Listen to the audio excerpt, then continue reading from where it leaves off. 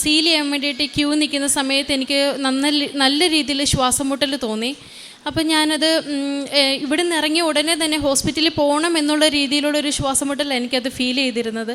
ഞാൻ ഇവിടെ നിന്ന് ഇറങ്ങി നിത്യാരാധന ചാപ്പലിൽ അങ്ങോട്ട് കയറാൻ വേണ്ടിയിട്ട് ക്യൂ നിൽക്കുന്ന സമയത്ത് ഇവിടെ ആൾക്കാരിൽ ഒരു ചേച്ചി സാക്ഷ്യം പറയുന്നുണ്ടായിരുന്നു.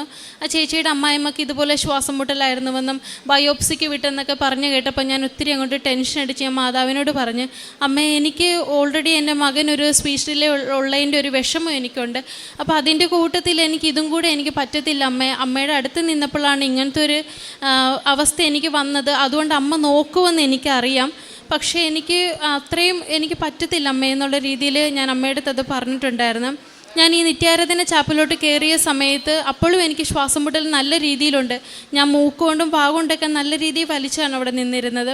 പെട്ടെന്ന് എനിക്ക് റോസാപ്പൂവിൻ്റെ ആണോ എനിക്കറിയില്ല, എന്തോ ഒരു ഭയങ്കര ഒരു സുഗന്ധം എൻ്റെ മൂക്കിലോട്ട് അടിച്ച് കയറുന്ന പോലെ എനിക്ക് തോന്നി.